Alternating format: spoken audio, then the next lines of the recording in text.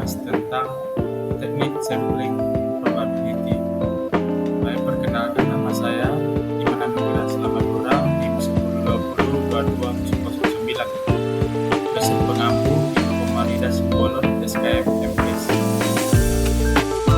Baik, yang pertama yang saya bahas yaitu tentang definisi sampling. Teknik pengambilan sampel atau teknik sampling adalah suatu cara mengambil sampel yang representatif atau benar-benar dapat mewakili dari populasi dan dapat menggambarkan keadaan populasi yang sebenarnya.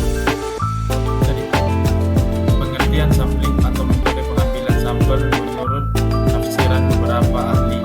Beberapa di antaranya adalah sebagai berikut. Yang pertama yaitu sampling adalah teknik pengambilan sampel.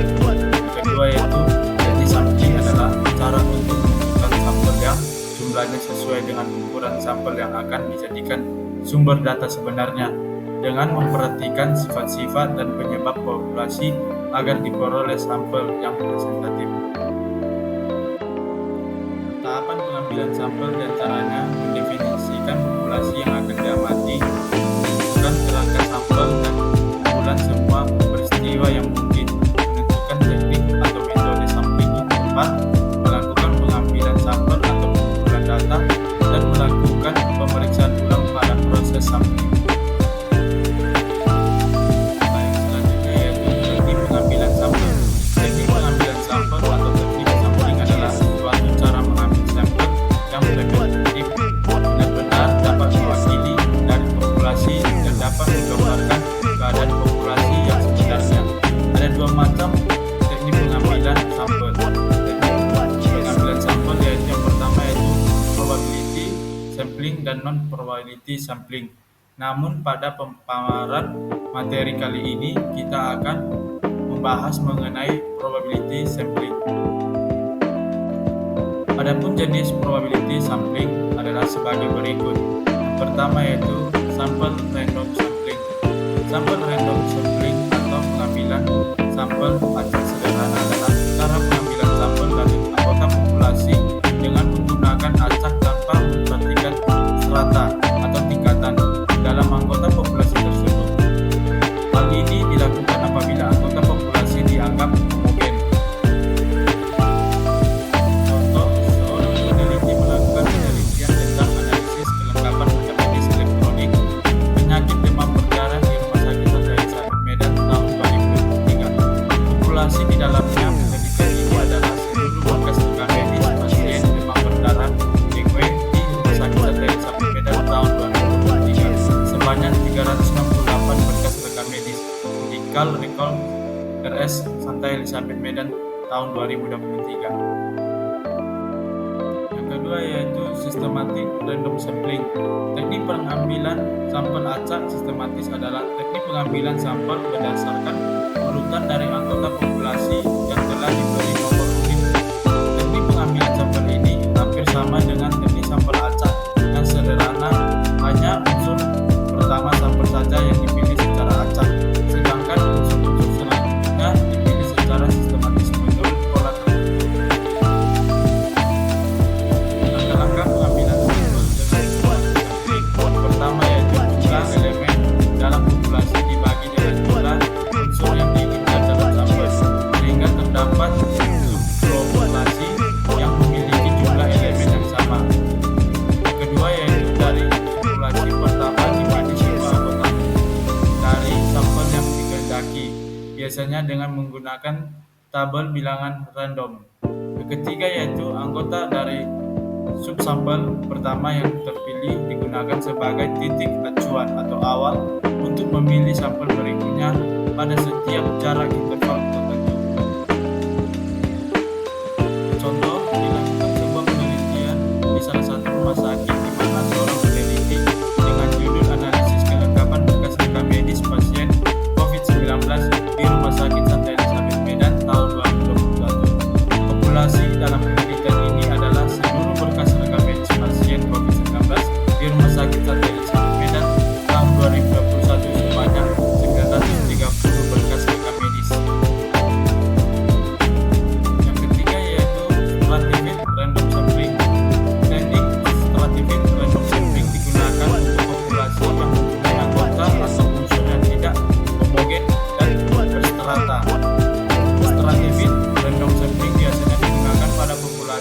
yang mempunyai susunan tingkat atau berlapis-lapis. Cara ini dilakukan jika anggota populasi tidak homogen atau berstrata yang berproporsional. Langkah-langkah yang dilakukan dalam penggunaan teknik penarikan sampel acak berlapis-lapis adalah pertama yaitu populasi dipecah atau dibagi menjadi populasi yang lebih terkecil. Kedua yaitu stratum dibentuk sedemikian rupa sehingga setiap stratum homogen atau relatif homogen. Yang ketiga yaitu dari setiap stratum kemudian diambil sampel secara acak dan dibuat perkiraan untuk mewakili stratum yang bersangkutan. Yang keempat yaitu membuat perkiraan sehingga menyeluruh dengan cara gabungan. Contoh, peneliti melakukan sebuah penelitian tentang hubungan resepsi dengan kepuasan menggunakan rekam medis elektronik di rawat inap Rumah Sakit Santa Elizabeth Medan. Penelitian ini melibatkan 12 petugas rekam medis serta 196 petugas kesehatan rawat inap dari Rumah Sakit Santa Elizabeth Medan pada tahun 2023, total 208 peserta. Yang keempat yaitu cluster random sampling. Cluster sampling adalah teknik sampling secara berkelompok. Pengambilan sampel jenis ini dilakukan berdasarkan kelompok atau area tertentu. Tujuan metode cluster random sampling antara lain untuk meneliti tentang suatu hal pada bagian-bagian beberapa dalam suatu instansi. Cluster random sampling atau pengambilan sampel secara berkelompok atau daerah ini digunakan apabila populasi besar sehingga perlu dibuat beberapa kelas atau kelompok. Ada dua kelebihan dari cluster sampling, yaitu yang pertama yaitu tidak diperlukan fragmen yang berisi list dari unit elementer, tetapi cukup dengan list dari cluster saja. Yang kedua yaitu andaikan Anda fragmen yang terdiri dari list unit elementer, cluster sampling jauh lebih murah dibandingkan dengan stratified random sampling atau sampel acak sederhana. Kelemahannya adalah derajat efisiensi yang ditinjau dari segi peluang membuat error akan lebih banyak pada cluster sampling dibandingkan dengan stratified random sampling, karena dalam cluster sampling unit elementer terpilih ada kalanya berdekatan sehingga informasi yang diberikan tidak cukup representatif dibandingkan dengan informasi dari unit elementer yang cukup terpancar pada stratified sampling. Langkah-langkah pengambilan sampel dengan teknik ini adalah yang pertama yaitu membagi populasi ke dalam beberapa subkelompok. Yang kedua yaitu memilih satu atau sejumlah kelompok dari kelompok-kelompok tersebut. Pemilihan kelompok-kelompok itu dilakukan secara random. Yang ketiga yaitu menentukan sampel dari satu arah atau jumlah kelompok yang terpilih secara random. Contoh, peneliti bernama Rex melakukan sebuah penelitian dengan judul hubungan penyakit kronis, aktivitas fisik, dan depresi dengan kejadian resiko malnutrisi pada lansia di wilayah Puskesmas X. Populasi dalam penelitian ini adalah semua lansia yang tercatat mengikuti posyandu lansia di wilayah kerja Puskesmas. Kelima yaitu multi-stage random sampling. Pengambilan sampel multi-tahap adalah proses perpindahan dari sampel yang luas ke sampel yang sempit dengan menggunakan proses langkah demi langkah. Tujuan utama dari multi-stage sampling adalah untuk memilih sampling yang terkonsentrasi di beberapa wilayah geografis, di mana ini dapat menghemat waktu dan biaya. Contoh, dilakukan sebuah penelitian oleh seorang peneliti pengaruh pemberian ASI eksekutif terhadap ibu obesitas. Teknik pengambilan sampel dalam penelitian ini adalah multi-type random sampling dengan matching antara kelompok. Contoh penggunaan yang pertama yaitu sampel random sampling. Definisi mengenai teknik sampling acak sederhana banyak ditemukan dalam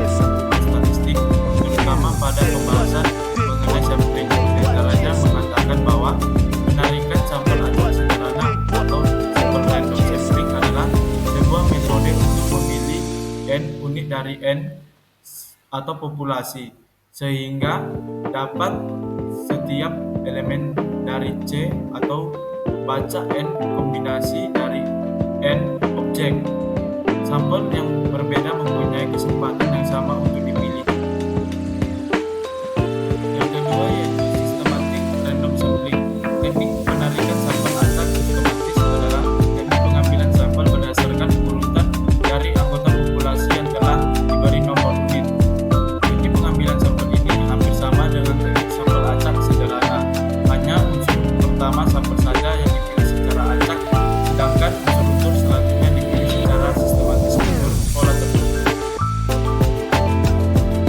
Yang ketiga yaitu stratified random sampling. Sebagai contoh, sebuah penelitian tentang hubungan pengetahuan nilai guna rekam medis dengan perilaku pengisian rekam medis oleh perawat di Rumah Sakit Santai Medan dengan jumlah sampel sebanyak 58 orang perawat.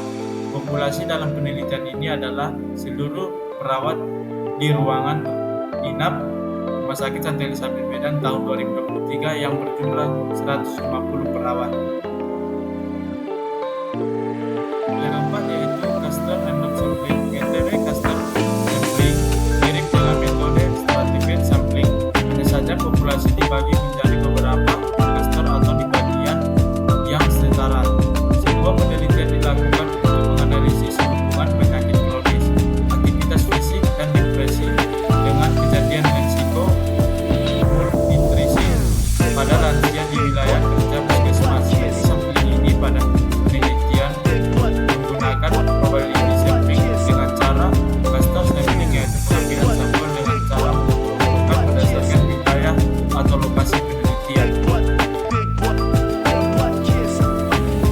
Baik, kita masuk pada kasus yang pertama. Seorang mahasiswa MIK tingkat akhir sedang melakukan penelitian tentang hubungan motivasi dengan kinerja petugas rekam medis di rumah sakit X. Tentukanlah variabel independen dengan dependen dari judul penelitian tersebut.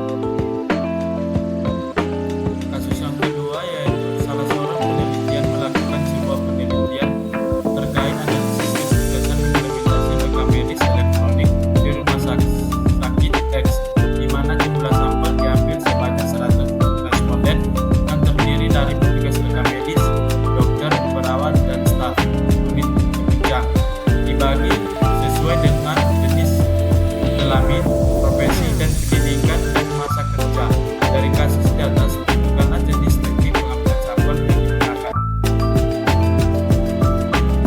Kasus yang ketiga yaitu dalam sebuah penelitian di rumah sakit X, masih ditentukan ketidakakuratan kode diagnosa Void Bevan di rumah sakit X. Seorang mahasiswa MIK ingin meneliti lebih lanjut dengan menyusun penelitian dengan judul hubungan kelengkapan informasi medis dengan keakuratan kode diagnosa tiroid Bevan di rumah sakit Y. Tentukankah lah hipotesis dari judul penelitian tersebut. Penyelesaian pertama yaitu teknik stratified random sampling digunakan untuk populasi yang mempunyai anggota atau unsur yang tidak homogen atau berstrata. Penyelesaian yang kedua yaitu sample random sampling atau pengambilan sampel acak sederhana adalah cara pengambilan sampel dari anggota populasi dengan menggunakan acak tanpa memperhatikan strata atau tingkatan dalam anggota populasi tersebut. Hal ini dilakukan apabila anggota populasi dianggap homogen atau sejenis.